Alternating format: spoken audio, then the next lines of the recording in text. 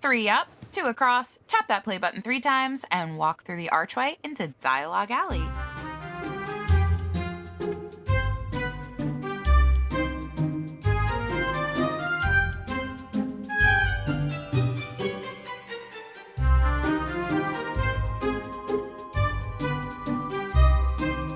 Hello and welcome to Dialogue Alley, a podcast all about Harry Potter books, book translations, and all other things magical. I'm Melanie. I'm Carly. And I'm Erik. Hi. The 3 of us are Hi. Harry Potter translation book collectors. And that's why we're here, is to have a podcast all about Harry Potter books and the variety of translations that it was translated into, because there are so many. I want to do one of those like, oh, hey, didn't see you there. It's just us. Three Harry Potter book collectors, and we collect translations from countries like Hungary and Slovakia and Turkey Greenland. And Iceland. Now that we have your attention, why don't you sit a spell with us for the next 45 or so minutes, and we'll chat about some books. Well, we have one book in particular that we're going to be talking about today for our main segment. It's actually part 2 to a series that we started way back in season 1, all the way back then. We're finally doing part 2 because part 3, spoiler alert, is coming out soon. So we have to talk about part 2 before we can talk about part 3 when part 3 comes out. Right? Is it a spoiler when the title of the episode is like what we're talking about? I don't. What if people just hit like Probably. Next, play the most recent episode of Dialogue Alley podcast, and then they don't know. So there you go. Okay. If you say so. I don't know. I'm just me defending myself. So we're going to talk about that book in our main segment. This is season 4, episode 2 of our podcast. I can't believe that I'm saying season 4. It feels like we just started so Yesterday. short time ago.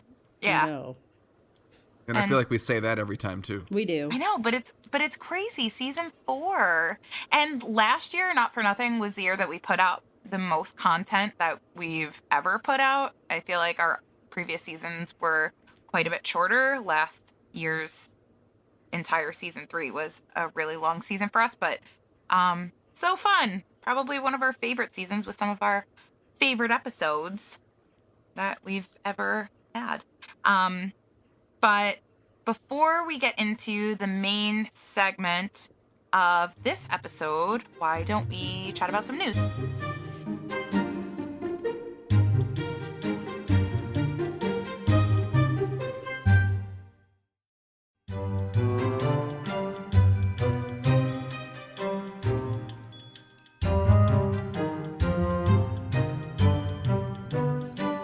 Yes, the news.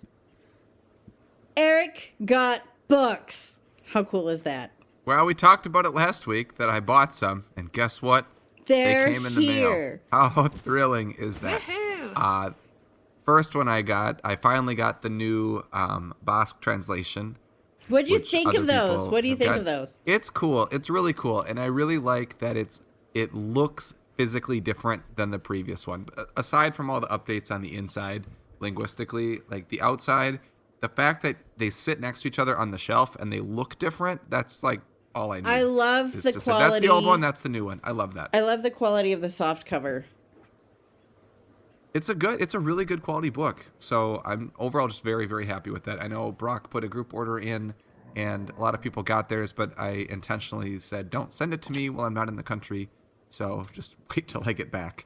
And as soon as I got back into the United States, I said, send away. And then it showed up at my house. So yay. So that's one.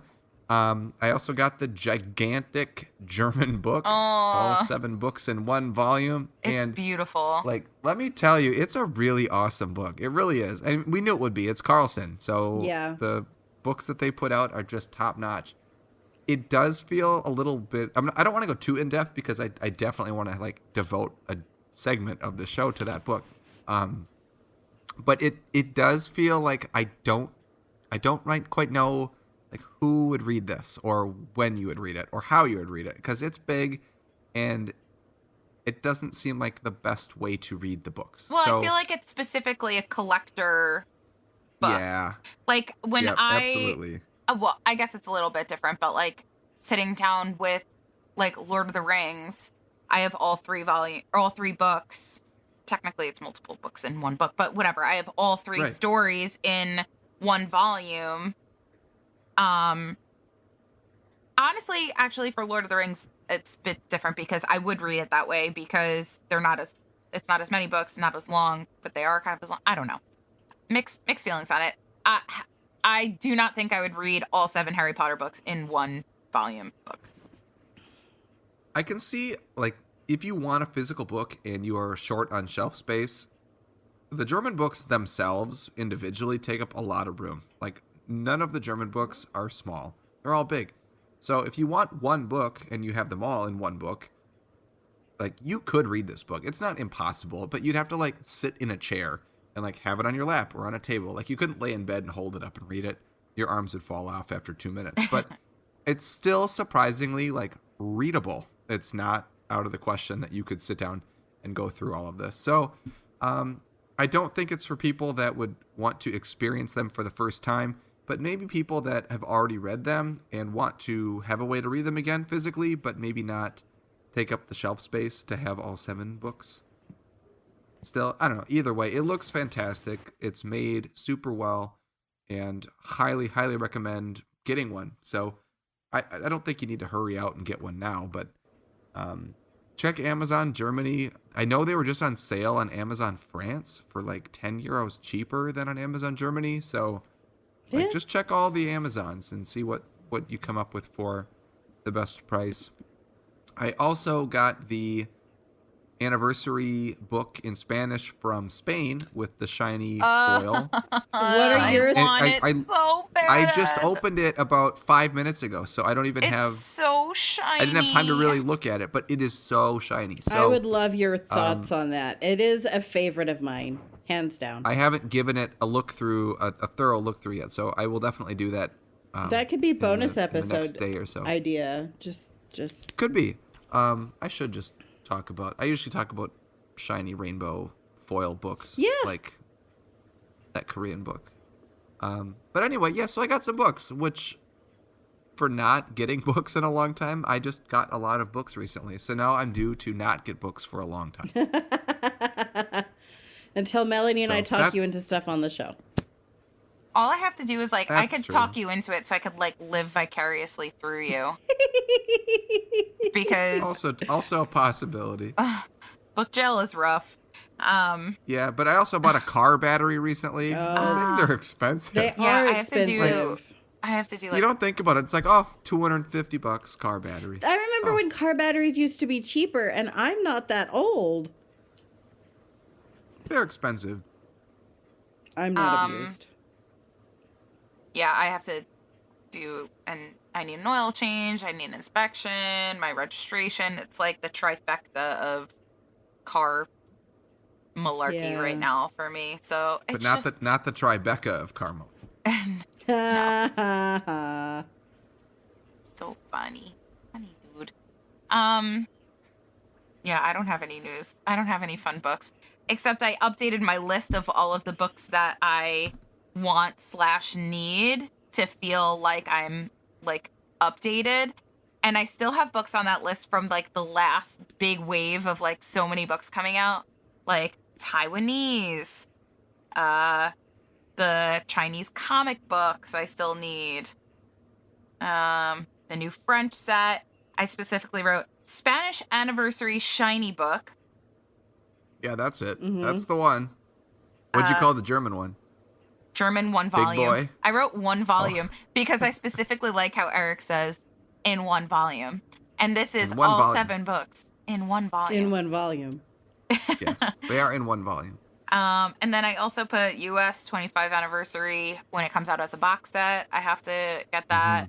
And the When is last that thing on coming my out? list. Oh, it should be coming out, I think, October. I don't know. That's what like, I'm thinking.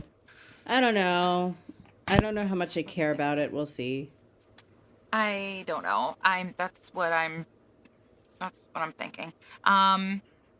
the last book that's on my list that I want is a book that is highly related to the book that we're going to be talking about in our main segment. Ooh.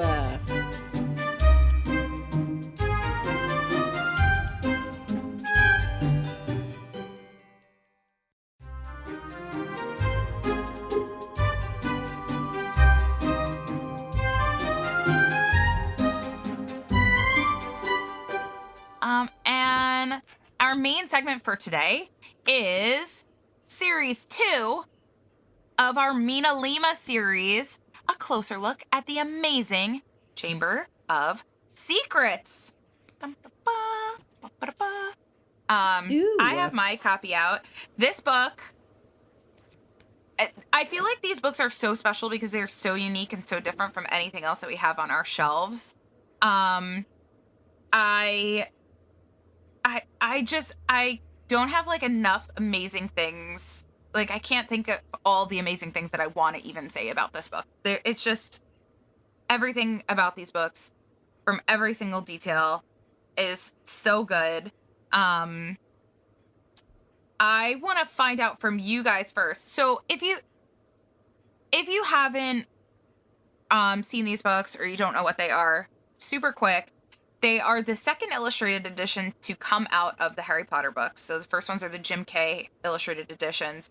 Then, yeah, those are huge, like bigger than my face. These books are gigantic. They also come out as deluxe illustrated, which we have talked about, which are even bigger, which is crazy. They come out as paperbacks, which are still really big. So these were the second illustrated edition books to come out. MinaLima, they are the graphic designers for the Harry Potter movies. So they've been affiliated with the Harry Potter movies from the very beginning. If you look at anything having to do with Harry Potter in the movies, a chocolate frog card or a platform 9 3/4 ticket or any of the signs or any of the books, they designed it. It's so cool. Most of their things are super ornate and intricate, and they put I think of like the Daily Prophet pages and the like wanted wizard, like this. Have you seen this Dark Wizard poster? Those are the two things that pop up, or the Honeyduke sign. Those are probably the three things I think of immediately. Oh, it's all crazy. Like, thinking about a Daily Prophet, like how much detail went into something like that. Like, these people actually went and like wrote actual things to put in there. It's so cool. And not for nothing, these two beautiful magical individuals are also two of the nicest, most wholesome, humble people I think I've ever met. They are at almost any Harry Potter event that you could think of. They're usually there. They're at conventions. They are at cons.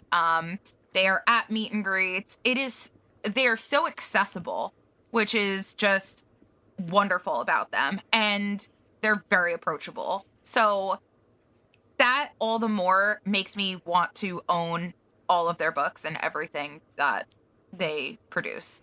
And support them, because this is a book coming out, but they're doing most of the work on this. It's not just like another version of the book. It's the book, but they essentially design the entire book. It's not just they put illustrations in a book. They did like page by page figure out where things are going to go. Almost like this book is essentially a movie prop. Like that's how I approach this. It's like it's an experience. It's every tiny bit of this book is supposed to be explored and examined and looked at in, with time, right? You don't just like flip through this to read it. You really carefully want to go through these books, and like supporting that is like huge for me. Like that, it's such an amazing feat that they are able to put these together. I feel like they quite literally made something absolutely magical. The text within itself, the content of the Harry Potter books is magic in itself, but these books are complete works of art in how unique they are, how interactive they are. And if you've never seen these books before, that's what's so amazing about them, is almost every page you turn, there is either unbelievable artwork that we've never seen before, because these are unique cover arts, unique artwork, but they also have so many interactive components throughout the book. I like Eric's daughter calls them flippies, right? Is the next flippy part. Doesn't she call them like the flippy parts? Yeah, Or the next thing. Poppy, flippies. The next thing, like she was Where's the very next disappointed when they're fun thing? the fun thing. That's what she goes. Where's the next fun thing? Because the pages that are just pages, which Are not like, just pages. They're never they're not just just pages. There's either a picture on it or even the pages that are just words. The page itself is kind of like dyed in a way that looks like aged parchment, and there's borders and there's fun little squiggles. Like, they may be boring to a small child, but compared to just like a mass market paperback book that is just literally white page with black words, these books are way more exciting than that. They're unbelievable. My question for you guys is, what is your favorite flippy, fun, interactive, cool, fun part? I know mine. I know mine too. I'm nervous that we have the same one, but I want to see. I know. What page is yours on? I don't want to crack my spine too much because this is my fancy. That's your not reading copy. Which we should point out now, if you plan on reading this book and doing the activities inside, your book is going to look not like trashed, red. Right? That's a better, but it's going to look red. These books are already very puffy. It looks like there's stuff in there is literally bulging out of the book. Like, the spine is not straight when you set this book down. There's like little bulges. And as soon as you start doing the activities, it's going to get even like poofier. It's not going to lay flat anymore, which is fine. It's a book. It's supposed to be read. But if you're a collector, like, and you want to read it, you want to get 2 of these, and we'll talk about that too. I think I have 3 of each. Actually, I might only have 2 chamber, but I'm pretty sure I have 3 of Sorcerer's Stone. I have 3 of book 1 and 1 yeah. of book 2. I need another one of book 2 to read with my daughter. All right. I'm in no hurry to get the reading. What's your favorite flippy part? Mine's on 59. Ooh. It's the Flu Network one. Ooh, that one wasn't even the one that I was going to say, but such a good one. Because there was nothing like that in the first book. There was no, like, slide. It's like a little slider. You slide him, and he goes from the first fireplace through the Flu Network, and his head's all crazy. Good. And then he crashes at the at Borgin and Burke's fireplace down at the bottom in Nocturne Alley. And is it the most crazy thing in this book? Probably not. But it was the first thing I encountered on the flip through that was very different from the first book. Well, and it's one of the first main, like, fun things in this book. I think it's the first, like, interactive flippy bit, because there's also, well, no, actually, there's the burrow a little bit before, but it's just one little flap, and you get a little peek-see inside the burrow. Yeah, a little bit. And that page, the color on that page, though, is just out of this world. It is so good. All right, Carly, what's your favorite flippy bit? I am torn between the one on 106. Yeah, that's mine. Okay. that's the one. Then I'll pick. I'll pick the one on 137. 137. Ooh, wait, I think I have a second choice one too. I think we should mention My second all choice of is... the. Oh, 137 is also very good. Yeah, because it's unusual, I guess, right? Well, so it's like all these portraits of Lockhart, and it's another slide one, but it's cool that, like, when you pull the tab, it's like the portraits are moving, which we know happens in magic. But I kind of love that. It's kind of like you see Lockhart, like, moving through his own portraits and, like, interacting, and I don't know. I think that's very fun. A very Lockhart thing to do. Yeah, like, if you look at, like, the portrait in the top right corner, like, that one doesn't move, but you can see his hand goes through to the second portrait, and then he, like, walks from the first portrait into the second portrait, and you see his cloak moving behind him. Like, it's so well done. The one at the bottom, or rather the middle left, where he's in the bathtub, and I don't know. They're just really fun. So good. Okay, I have 2 favorites. I can't pick. Okay, one of them, the one that Carly and I were talking about that we both love, is it's literally a mandrake, and you're pulling the mandrake out of the pot. And this thing That's a cool one. It comes far. Like, it comes almost out all the way, like as if it would be a bookmark, which is so cool. How intricate the root system on him is, right? Oh, it's like that had to have been like laser cut. Like, it's just so cool. It's so cool. I love it. Yeah, and if they wouldn't have included him, I probably would have thought something was missing, even if I didn't know what. I just think, like hearing and reading this book for the first time, like, didn't you want to pull a mandrake out of a pot? Like, I feel like that's something. It's just like one of those iconic, like, rite of passage things as a Harry Potter fan is like, ooh, absolutely. I had to pull a mandrake out of a pot. Or like, see, I didn't. I was like, that sounds horrible. I'm glad they're doing it. I did when they had the Noble collection or whatever, and I think it's them that they had the mandrake pot come out a few years ago at Barnes and Noble. Mm-hmm. I totally went there the day they came out just to pull mandrakes out the pot. I didn't buy any of them.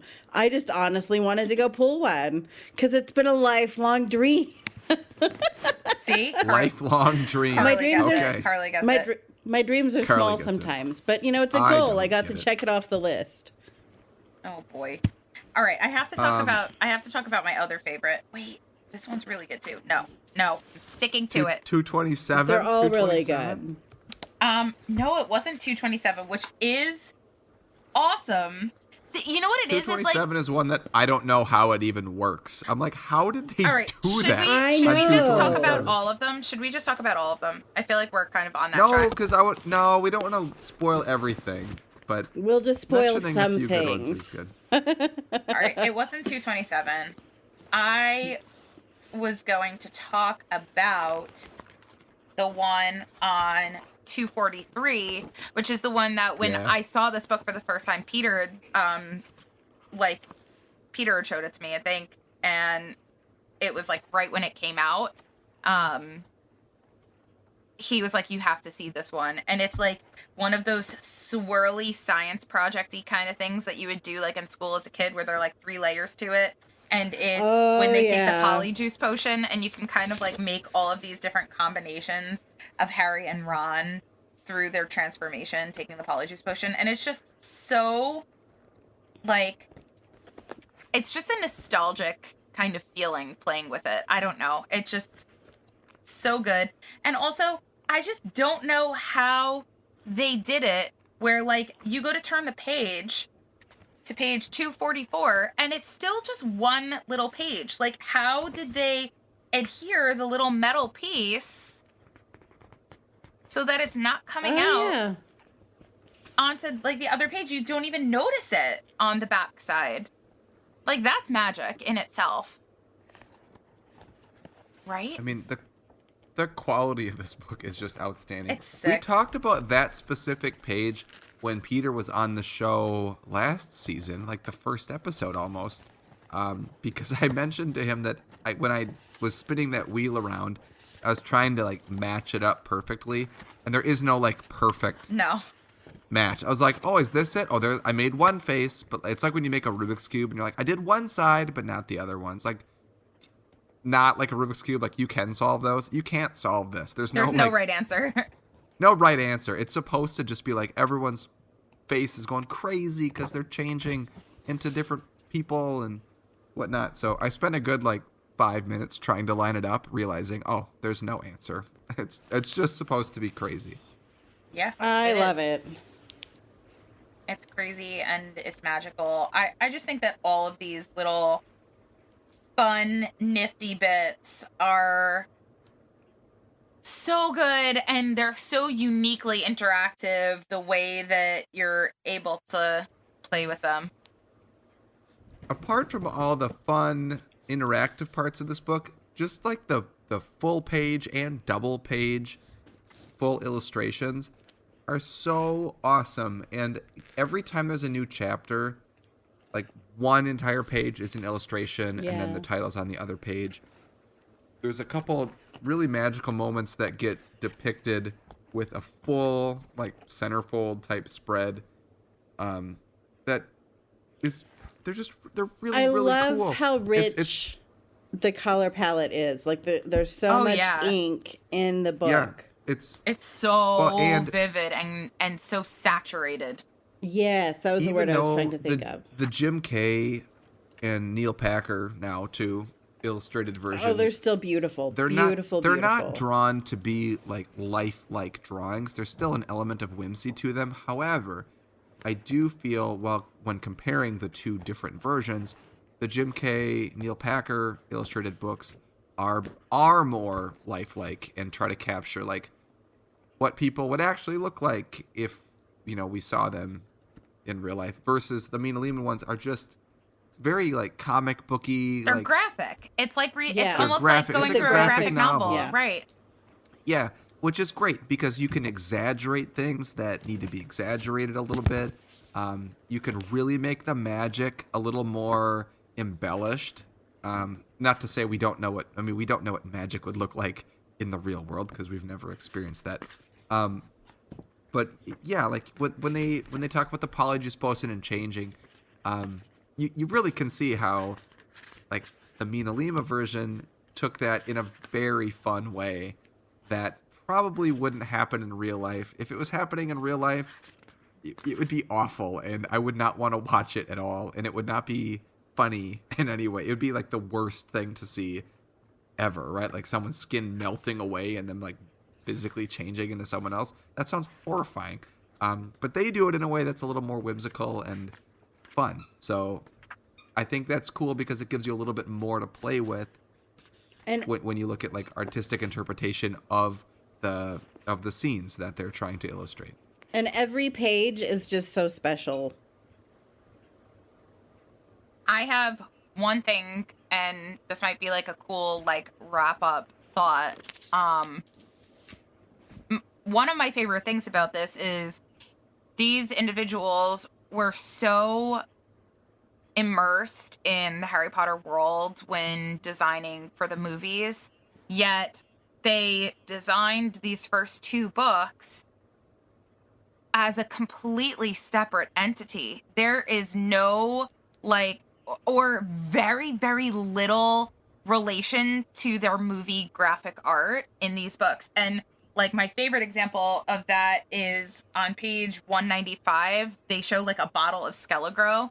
They definitely designed the bottle of Skelegro that they used in Chamber of Secrets, like that prop. I'm sure that they designed it because it's iconic. You see a skeleton-shaped bottle like that, and now it's to the point where you could buy that and it could be like a water bottle. Like, it's iconic. And yet the image that they designed in this book is completely different. It's a skeleton bottle, but it is not the iconic skeleton bottle for the Skelegro from the movies, which I just think that that's so freaking cool that they were able to separate one thing from another in such an intense way. Like, you wouldn't, if you didn't know that these were the same designers, you would have thought that it was two different artists that did the graphic designs for the movies versus these books, which I just think is unbelievable.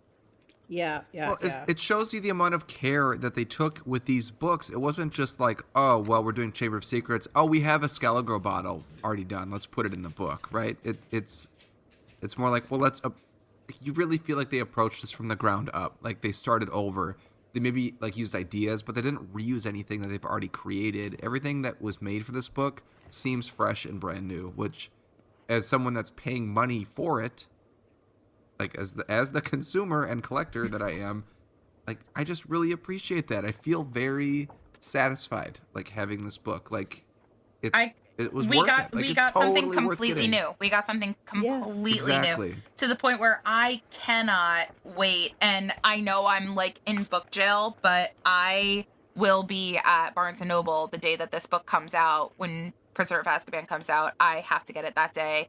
It's going to be just like any other U.S. release book. I'm going to go on my lunch break. I'm going to seatbelt the book in the front of my car, and I'm going to take it back to work and make sure none of my students touch it, and just think about it all day long until my kids get on the bus, and then I can sit and look at it for a few minutes. I love that. Have you actually, my last question for either of you two, have you read either of the first two books? Like, actually read them all the way through? No. I know I did with my daughter, but... Not the MinaLima books, no. Okay. I'm waiting for Nora to get really a little bit older. Oh, that's I've read Harry Potter to her when she was like really little and like needed like a bedtime story. But now she's to the point where she like attends to things, and she needs like another year before I could probably sit down and read these to her. I think even my daughter was in kindergarten when I read it last year, and I don't think she remembers much of the plot. Like, we're going to have to read it again, but she at least could understand, like, matching what I was saying to what the little fun activity parts were. So that was exciting, but it was really cool for me to read it because I didn't actually think I would ever read these books. Like, I would just look at all the pictures and the little fun activities. I wouldn't actually read them as a book. So to do that is a really cool experience. So, like, I do recommend reading them, like, instead of just having them and looking at the pictures and checking out the little things. Like, go through and read them if you like Harry Potter. It's a really cool experience. I would like to think that people listening to this podcast like Harry Potter. That would make sense. At least a little bit. I mean, or if they just like us, thanks for sticking with us for 4 seasons and 2 episodes, just because you like us as people. Oh, you're the ones we appreciate most. Nah, we don't have favorites. Just kidding. But if you are new to this podcast, something that we do every single episode is we talk about a translation of the show. And I bet you can never guess what the translation of the show is going to be this time.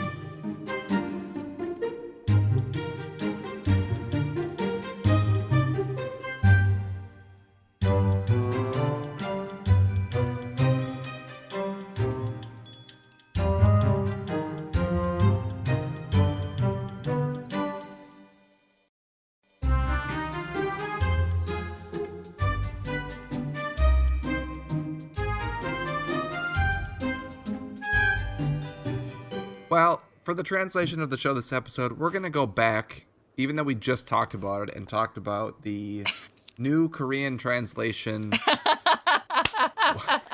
hardcover 1 volume.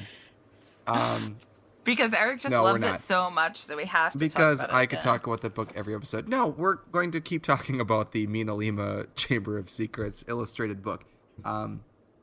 We mentioned some of our favorite parts on the inside, so now we're just going to look at the book as a whole and go through the same, scale that we do for every translation that we talk about. Is this a translation? No, not necessarily. But boy, is it fun. So we're still going to talk about it anyway.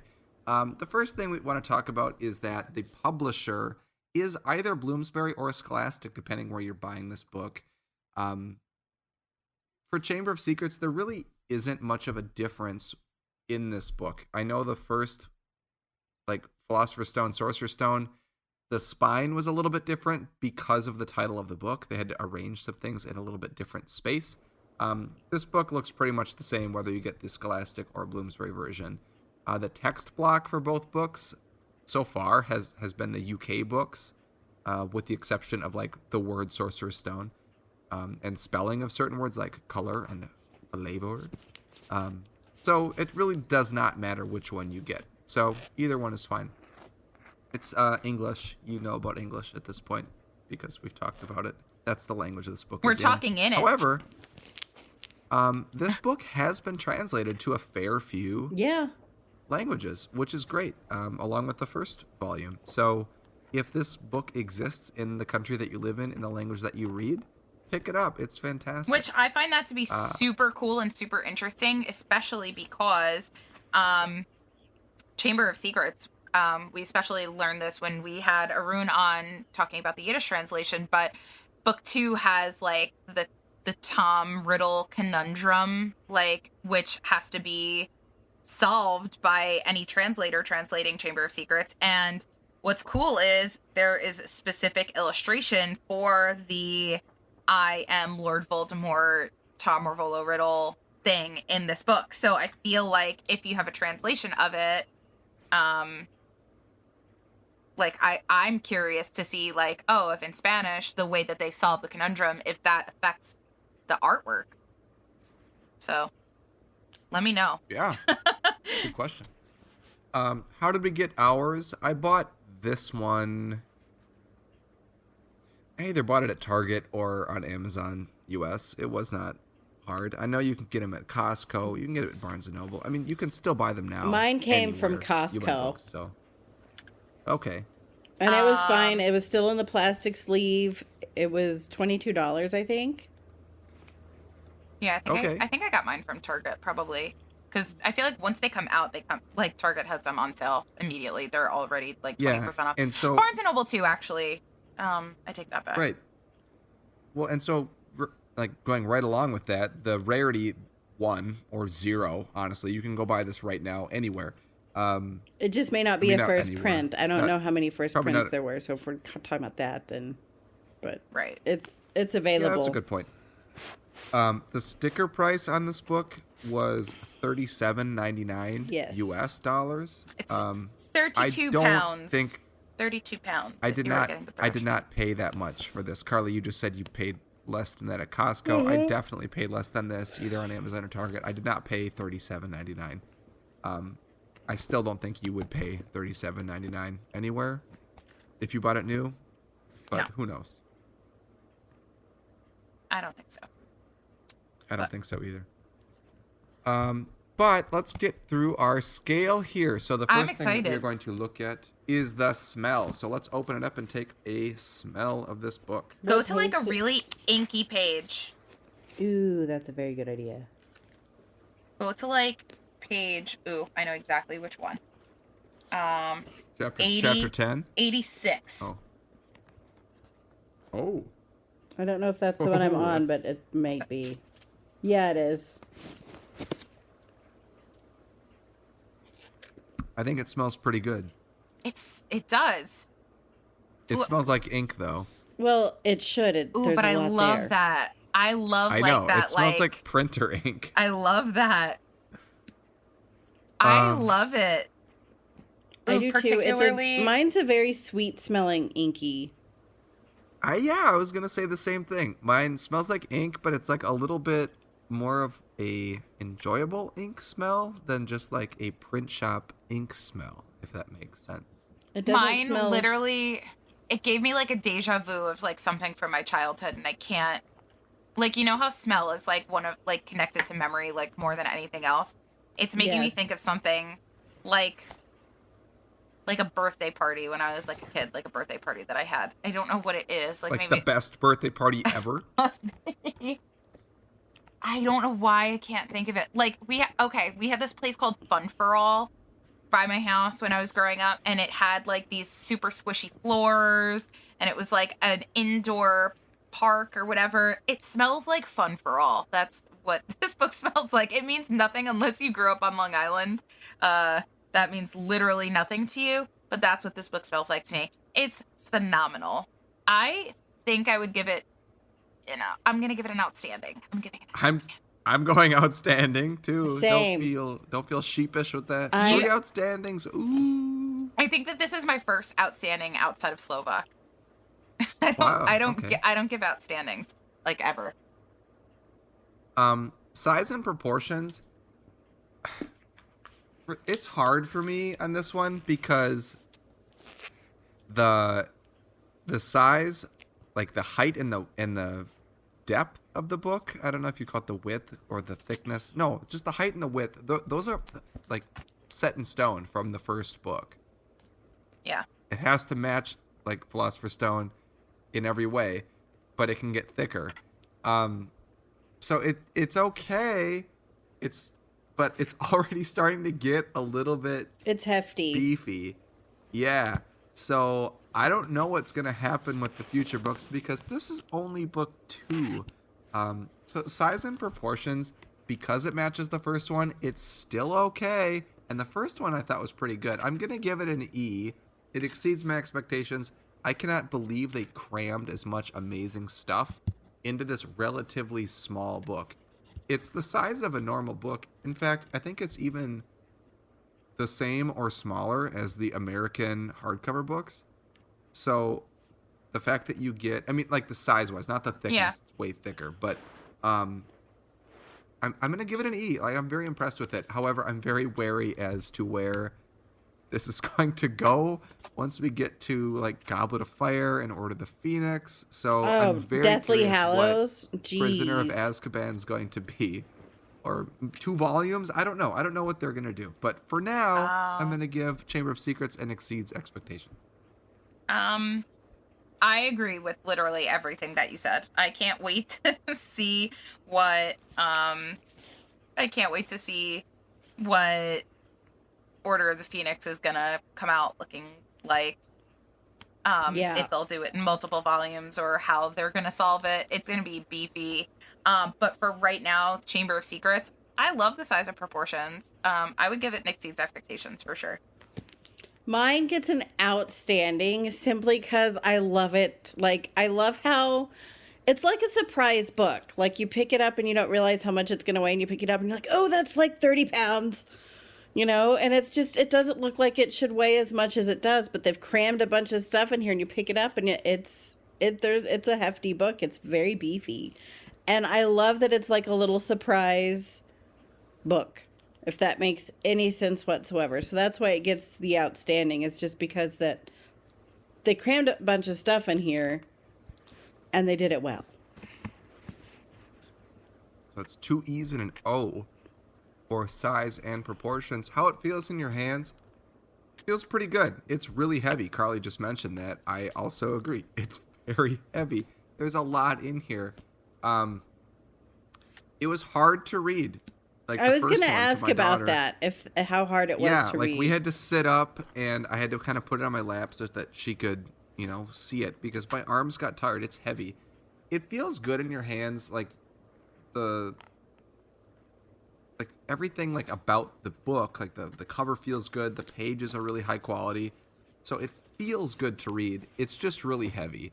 So I'm going to give it an Exceeds Expectations because of how the cover feels, how the pages feel, but I can't give it an outstanding because it is really heavy, and that's fine. That's not a bad thing because it has stuff in it. It's just a different way to read books than you're normally used to reading books because you interact with it. So everything in here feels good, which there's is why I'm giving it an E. just a lot of it. I would think There's a lot of it. So I'm between acceptable and an Exceeds Expectations simply because of how heavy it is. Because you can't just, it's not like the other books or some of the other books where you can just like hold it in one hand and flick it, you know, like on a metro or in bed or whatever. No, like but you it's need not meant to be. That's the weird thing about it. It's not. It's meant to be very interactive, so you're not going to read it in those places. So you're going to read it with a table near you. So you're holding it's not really going to be hopefully too much of a thing, or at least put it in your lap.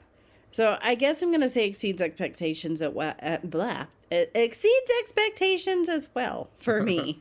I can get there. How it feels in my hand, I'm going to give it an outstanding because I feel like this book in particular is a book that you are meant to have in your hands. Like, that's just the overall thought process behind it is it's meant to be flipped through. It's meant to be felt. It's meant to be pushed and pulled and flipped and twisted and whatever. And that's awesome. It's a unique experience in your hand. If there was a U that I could give for unique, I would give that. But instead, I will give it an O for outstanding. That's a good point. It really is hard to compare it to books that you just hold in your hand and read like a book because you don't do that with this book. You read it in a different way. Right. Aha. So that's a good point. Aha! We've added a U to the tot scale. The Tatsu. Or the Utots. The Utots. The quality of the book, it's an outstanding for me. I don't need to tell you why. We just talked about it. It's an outstanding. We spent the whole episode talking about how it's outstanding this book is, and the quality, there is nothing wrong with this book. No. Ink is saturated. It is, the boards are thick. Every little detail in this book is thought out, and it is honestly unbelievable. So, outstanding. Same, same, same. The cover art or interpretation of the cover art, again, it's me outstanding. throwing my Outstanding. hands in the air because So many details. You just look at the shimmery, shiny gold around the green. Like, the contrast of that is so cool. The image they chose to put on the cover, just outstanding. Yeah, it's the iconic Ford Angula, like, flying in the air with the train below. But just the hidden little details in the gold, like, it looks like it's just like a throwaway, shiny, like, catch my attention. No, each, like, little area, it's like there's a spider. Those are spider webs. There's a potted plant. There's a howler. There's the sword of Gryffindor.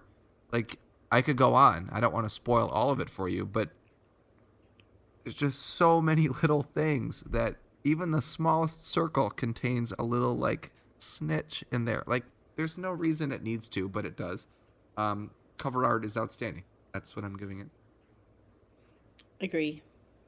yeah, I don't even Good. need to say it. Obviously. Good. You better agree. Oh, for Just kidding. obviously. I agree. Obviously.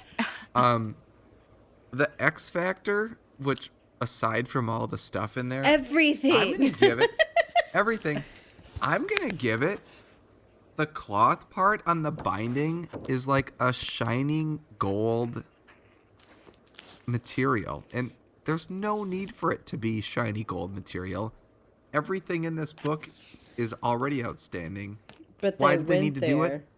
They didn't, but they did. So that's the X Factor, aside from all the crazy stuff inside. So that's just what I noticed. It was like, oh, and one more thing. We did this. Why? Because we wanted to. That's why. Why do we do it? That's why. I just love it. I love it.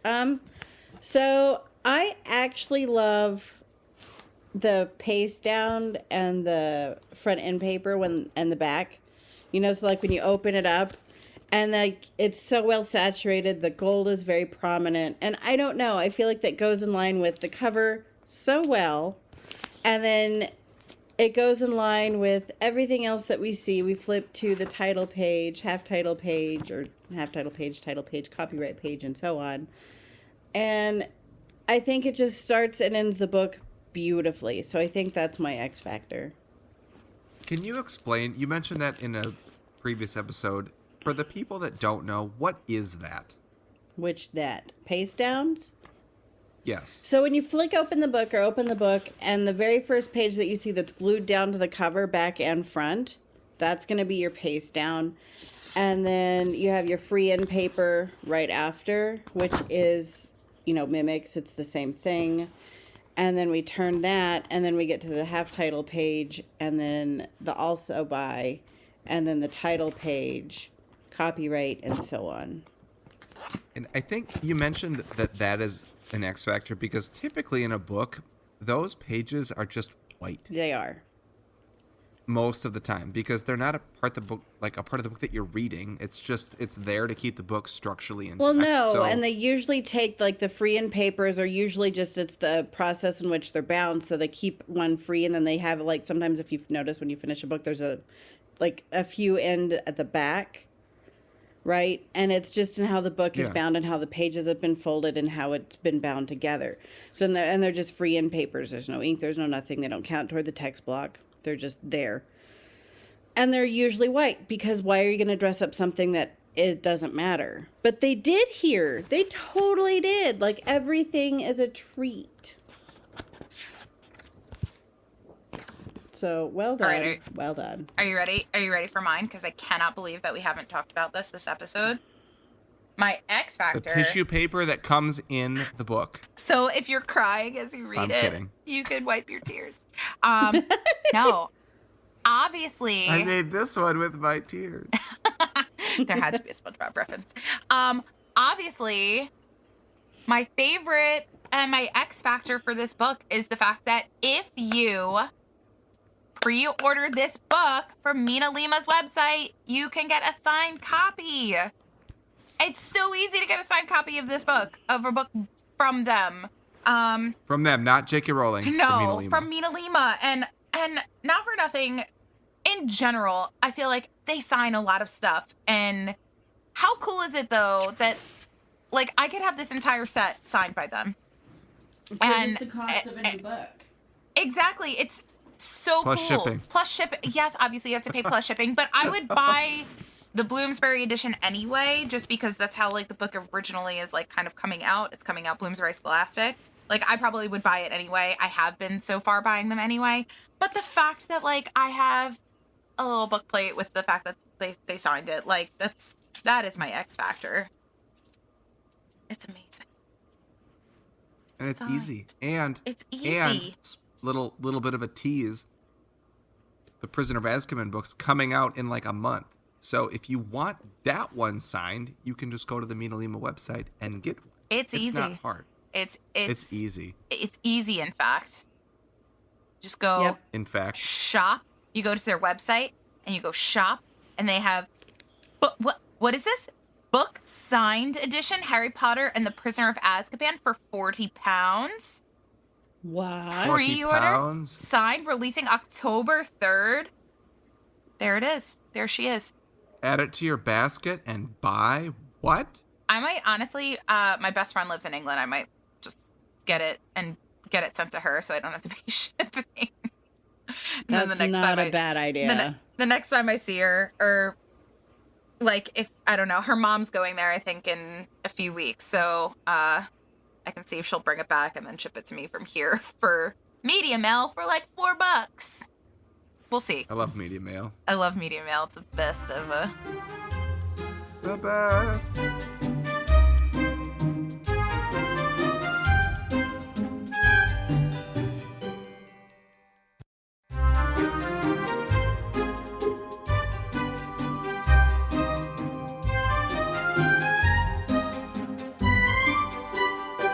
Guys, we talked a lot about this MinaLima book. I feel like we went in crazy depth. And if you liked what you were listening to, we have a whole lot more episodes, 4 whole seasons worth, or 3 technically, and then this is the 4th season episode worth of books that we talk about every single episode. So you can always go back and you can always listen to any of those previous episodes. And there are many places that you can listen to those episodes. You can listen to us on Spotify, on Pandora, even on Audible. You can listen to us with your Alexa, which is a pretty magical way to listen to us. And we're pretty cool people. We're personable. You can message us. You can contact us at any point. You can reach out to us on Instagram. For this podcast, we have Dialogue Alley Podcast. You can find Carly at All the Pretty Books, Erik at Nocturne Erik. You can find me at the Harry Potter Collection. We also have various websites, which you can also contact us through those websites. Or you could just see pictures of the books that we talked about, and you can find other Harry Potter related content on those websites. There's alltheprettybooks.net, which is Carly's website. Mine is theharrypottercollection.com. And then we have dialoguealley.com is the website for this podcast. We are on Twitter. We're on Facebook. I'm on TikTok. I actually have been like trying to post more on TikTok lately. I'm getting a little bit better. I have a video of Nora saying Harry Potter. Twitter is called X now, but you can say it's formerly known as Twitter. Oh, it's not Twitter anymore? No, it's called X. It's X. Really? That's really funny. Yeah. shows I how know. much I'm on X, because Exactly. We're not on the X that often, but side note, I read the BBC a lot, and whenever they mention X, it's always followed by formerly known as Twitter. Oh, yeah, if you type Twitter into Google, it says X. It's what's happening. -X. Oh, So geez. weird. But it's still twitter.com. Well, Dialogue Alley is happening on We're X. happening on X, guys. Ugh, that's lame. Sure. But we're there. Another place We're there. another place you can find us is on MuggleNet. We're a MuggleNet family podcast. There's a whole bunch of Harry Potter podcasts that MuggleNet works with, and we're one of those podcasts, which is really cool. If you like what you were listening to, you can also get a little bit extra by supporting us on Patreon. You could do that by visiting patreon.com/dialoguealley. We have a Discord, which is really cool, where you have live listening for the episodes. We do a pre-show chat. We have a lot of resources for where you can find these books, how you can start out, all of these other really cool things, all on our Discord. Bonus episodes, ad-free episodes, lots of cool stuff that you can have access to by supporting us on Patreon. With all of that, I feel like that was a whole mouthful of lots of things. But with all... Did you get all that down? Did you write all that down? Dear Diary, listen to Dialogue Alley Podcast.